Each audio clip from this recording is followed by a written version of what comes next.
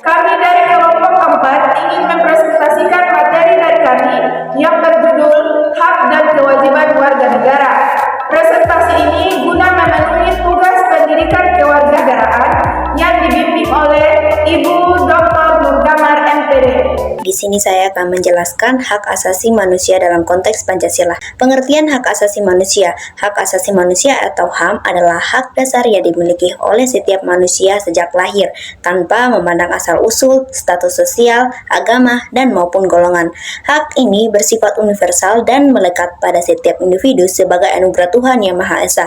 Dalam konteks Pancasila, HAM tidak hanya dipandang dari sudut pandang hukum internasional, tetapi juga memiliki dasar filosofis yang kuat, yaitu Pancasila sebagai ideologi dan pandangan hidup bangsa. Menurut Undang-Undang Nomor 39 Tahun 1999 tentang Hak Asasi Manusia atau HAM adalah seperangkat hak yang melekat pada hakikat dan keberadaan manusia sebagai makhluk Tuhan Yang Maha Esa, yang wajib dihormati, dijunjung tinggi, dan dilindungi oleh manusia, hukum, pemerintah, serta setiap orang demi kehormatan dan perlindungan harakat serta martabat manusia. Hak asasi manusia dalam perspektif Pancasila. Pancasila sebagai dasar negara dan ideologis bangsa Indonesia mengandung nilai-nilai yang mendukung pengakuan serta pelaksanaan HAM. Berikut hubungan sila-sila Pancasila dengan nilai-nilai HAM. Pertama, sila pertama yaitu ketuhanan yang Maha Esa, menegaskan bahwa hak asasi manusia bersumber dari Tuhan. Sila kedua, kemanusiaan yang adil dan beradab. Sila ini menegaskan pengakuan bahwa semua manusia memiliki derajat dan martabat yang sama. Sila ketiga, persatuan Indonesia. Dalam menjamin HAM, setiap warga negara tetap harus mengutamakan persatuan dan kepentingan bangsa. Sila keempat, kerakyatan yang dipimpin oleh hikmat kebijaksanaan dalam permusyawaratan dan perwakilan, menunjukkan bahwa kebebasan berpendapat, berkumpul, dan berorganisasi harus dijadikan dengan tanggung jawab dan berdasarkan musyawarah. Sila kelima, keadilan sosial bagi seluruh rakyat Indonesia. Sila ini menegaskan hak setiap warga negara untuk memperoleh keadilan, kesejahteraan, dan kesempatan yang sama dalam kehidupan ekonomi, sosial, dan politik. Ciri khas HAM dalam Pancasila. 1. Bersifat religius, karena berpijak pada nilai ketuhanan Yang Maha Esa. 2. Menjaga keseimbangan antara hak dan kewajiban. Setiap kebebasan harus disertai tanggung jawab sosial. 3. Berorientasi pada kepentingan bersama, bukan hanya kepentingan individu. 4.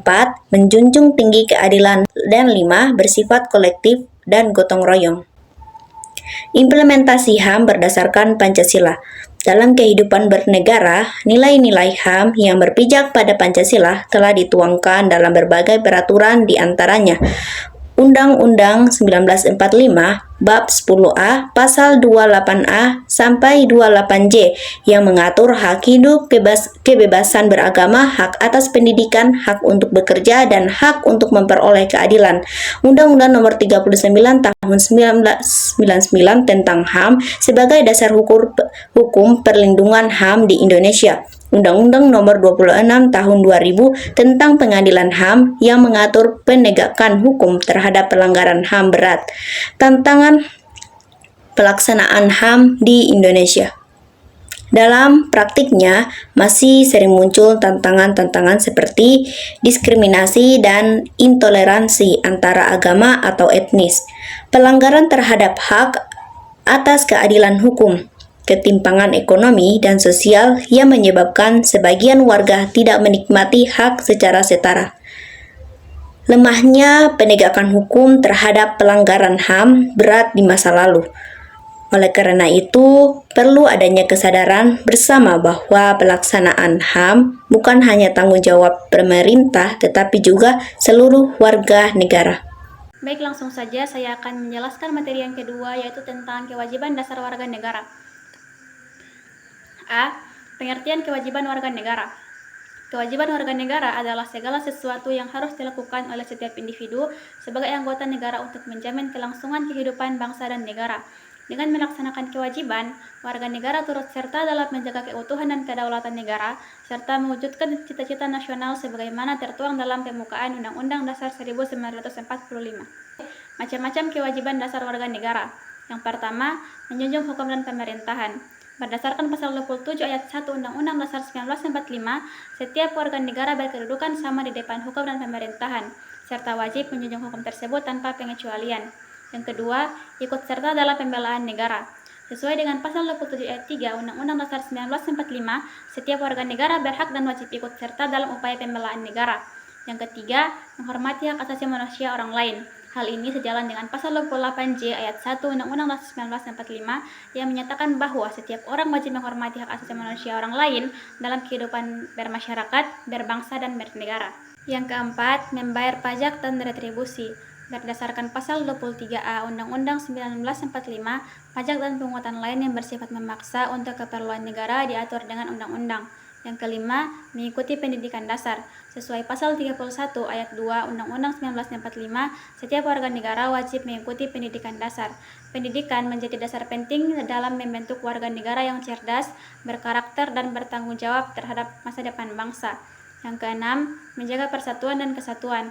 Warga negara wajib menjaga keutuhan Negara Kesatuan Republik Indonesia. C. Pentingnya melaksanakan kewajiban warga negara. Melaksanakan kewajiban dasar merupakan wujud nyata cinta tanah air. Dengan memenuhi kewajiban, warga negara turut berperan aktif dalam menjaga stabilitas negara, memperkuat solidaritas nasional, dan memastikan bahwa setiap hak yang dimiliki dapat berjalan seimbang dengan tanggung jawabnya. Baik, di sini saya akan menjelaskan materi yang ketiga tentang isu-isu pelanggaran hak asasi manusia atau HAM di Indonesia. A. Pengertian pelanggaran HAM. Pelanggaran HAM adalah setiap perbuatan seseorang atau kelompok yang mengurangi, menghalangi, membatasi, atau mencabut hak asasi orang lain, baik dilakukan secara langsung maupun tidak langsung, dan dilindungi oleh hukum yang berlaku. B. Jenis-jenis pelanggaran HAM. 1. Pelanggaran HAM berat seperti pembunuhan massal atau genosida, kejahatan terhadap kemanusiaan, pembunuhan, penyiksaan, penghilangan paksa. 2. Pelanggaran HAM ringan seperti diskriminasi dalam pekerjaan, pembatasan kebebasan berpendapat, kekerasan dalam rumah tangga. Contoh dan isu-isu pelanggaran HAM di Indonesia. 1. Kasus tragedi pada tahun 1965 sampai 1966. Tragedi ini merupakan salah satu pelanggaran hak asasi manusia berat yang paling dikenal setelah peristiwa G30 SPKI. Banyak warga yang dituduh terlibat dalam hal gerakan tersebut tanpa proses hukum yang jelas. 2. Penembakan mahasiswa Trisakti dan Semanggi pada tahun 1998 sampai 1999. Peristiwa ini terjadi menjelang tumbangnya rejim Orde Baru. Aparat keamanan menembaki mahasiswa yang melakukan aksi demonstrasi menuntut reformasi. 3. Kekerasan di Timor Timur pada tahun 1999. Setelah referendum yang memutuskan Timor Timur, kini Timor Leste merdeka, terjadi kekerasan dan pembunuhan massal terhadap warga sipil oleh Milis Pro Integrasi. 4. Kasus penghilangan orang secara paksa. Pada tahun 1997 sampai 1998, sejumlah aktivis pro-demokrasi diculik oleh oknum aparat karena dianggap menentang pemerintah. Yang kelima, kekerasan terhadap masyarakat adat dan konflik agraria. Banyak masyarakat adat mengalami penggusuran dan kehilangan tanah ulayat akibat proyek pembangunan, perkebunan, dan pertambangan. 6. Intoleransi dan diskriminasi agama.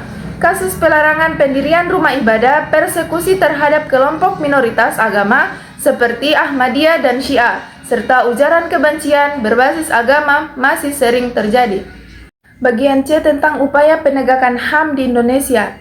Pemerintah Indonesia telah melakukan berbagai langkah untuk menegakkan HAM antara lain. Yang pertama, membentuk Komnas HAM, Komisi Nasional Hak Asasi Manusia melalui Kepres nomor 50 tahun 1993 menetapkan Undang-Undang nomor 26 tahun 2000 tentang Pengadilan HAM yang mengatur mekanisme hukum bagi pelanggaran HAM berat. Yang kedua, mengembangkan pendidikan HAM di sekolah dan lembaga negara. Yang ketiga, melakukan kerjasama dengan lembaga internasional seperti PBB.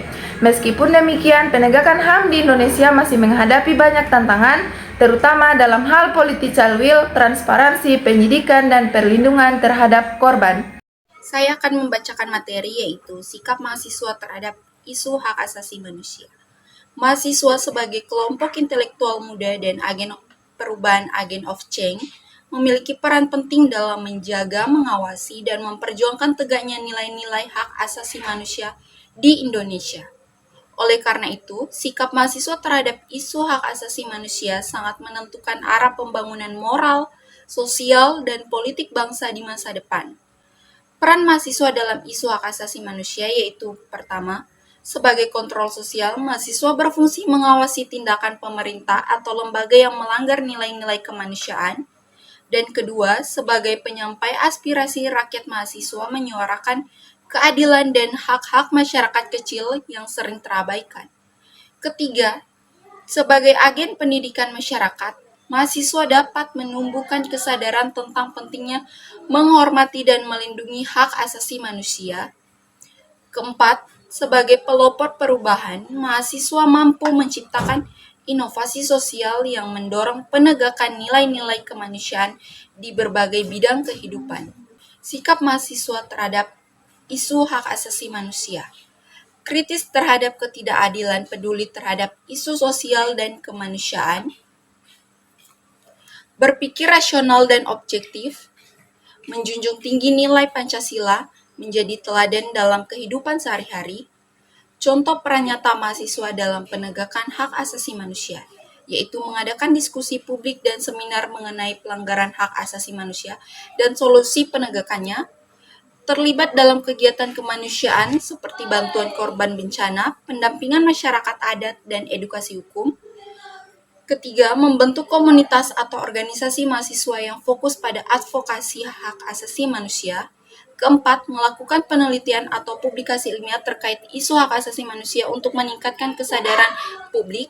Kelima, menggunakan media sosial secara bijak untuk menyebarkan informasi yang mendidik dan menolak ujaran kebencian. Tantangan mahasiswa dalam memperjuangkan hak asasi manusia, yaitu pertama, kurangnya pemahaman terhadap konsep hak asasi manusia yang komprehensif. Kedua, pengaruh politik yang dapat mengaburkan gerakan mahasiswa. Dan ketiga, rendahnya minat sebagai mahasiswa untuk terlibat dalam isu sosial dan kemanusiaan. Baik, di sini saya akan menyimpulkan hasil materi dari kami, yaitu pelanggaran HAM di Indonesia masih menjadi persoalan serius yang harus diselesaikan dengan tegas dan adil. Negara ini memiliki tanggung jawab utama untuk melindungi, menghormati, dan memenuhi hak asasi setiap warganya. Upaya penegakan hak asasi manusia harus dilakukan secara konsisten melalui hukum, pendidikan, dan budaya kemanusiaan agar tidak terjadi lagi ketidakadilan dan kekerasan atas nama kekuasaan. Sekian presentasi dari kelompok kami. Mohon maaf